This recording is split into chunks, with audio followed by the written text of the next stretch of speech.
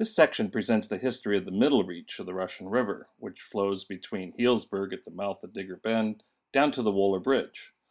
Over time, the Russian River has changed from its original shape, which was wide and shallow, and has been converted by dredging into a deep, narrow, straight channel. It used to cover 3,200 acres of the valley bottom, and now just covers a little over 800. The river has changed dramatically, but it's changing back to what it was, and that has huge implications for people living on the valley floor. The Russian River in the middle reach flows from the canyon mouth of Digger Bend at Healdsburg down to the constriction at Wohler Bridge. Over this area, the river flows across a generally flat, open area of the valley floor, but at the downstream end at Wohler, it hits a constriction, and during large floods, this constriction causes a large backwater lake. This means that sediment coming into the reach at Digger Bend cannot get out the other end. Thus, sediment accumulates, which reduces flood capacity, flood protection, and causes erosion. These diagrams and actual air photos show the difference between the pre-disturbed Russian River and after land use effects. The upper picture shows a wide, meandering stream, shallow and wide, going across the entire valley floor. The lower picture, taken in 2007, is an actual aerial photograph, shows the narrow corridor of the river, about 800 acres versus the 3,200 above, with pits and bridges and agricultural land in former riverbed areas. In the late 1930s and 1940, large floods washed out a lot of agricultural land. It had been reported that part of the Russian River had migrated a mile across the valley floor in just 10 years. The landowners were frustrated, so they wanted a flood control project, and the U.S. Army Corps of Engineers came up with a channelization and levee construction plan. The federal government couldn't pay for it. It was not affordable, but Basalt Rug Company offered to construct the project in exchange for the gravel, and began in 1940 from Healdsburg.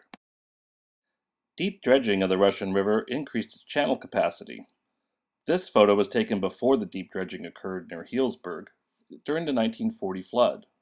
This flood, about the same size as the 1986 flood, spread over the entire valley floor, and the channel tended to move from side to side of the valley, and this would strip soils away from agricultural land, destroy vineyards, and turn it into unusable gravel bars.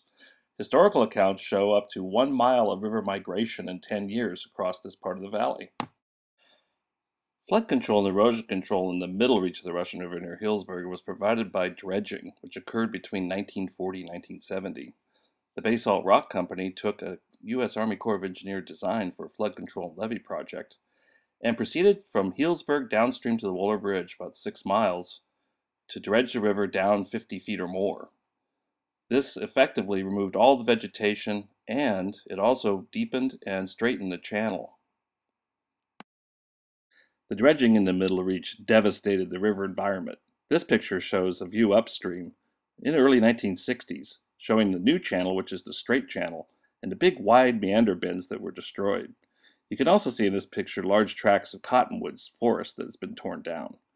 This again reduced the river area from over 3,000 acres to about 800 acres and provided a deep, narrow channel for flood control. After this was done and the levee was constructed, bars were skimmed into the 1980s. The deep dredging in the middle reach was a huge success. As you can see in the upper picture, floods of the same magnitude flooded all over the place the valley floor in 1940, whereas in 1986 they were more isolated to the channel itself, which was deep, narrow, and clear of vegetation. Bar skimming through the 1980s helped preserve the channel and maintain it. And over time since then, the amount of gravel removed has decreased dramatically, gravel has filled it, and also we're losing flood capacity due to vegetation. The deep dredging reduced the area of the active floodplain from 3,200 acres to just a little over 800 acres. It had a great effect of reducing flooding. 1955, 64, and 86 floods were well contained. However, it required that bar skimming maintain it. If the bars were not skimmed, then gravel started to accumulate and vegetation started to grow. Unfortunately, very little has been done since 1990 to maintain the channel, and there have been significant changes as a result. Aerial photographs from 1961 show the effects of deep dredging. You can see deep channels, multiple channels, but you can also see these white gravel bars sticking up, which indicate that there was enough sediment supply to fill the dredged channel. Originally, the channel had been dredged 20 feet below low water, but in this picture, the bars are sticking up. After 1965, most of the gravel removal was done by bar skimming above low water. This helped to maintain flood capacity by reducing vegetation and keeping the bars low.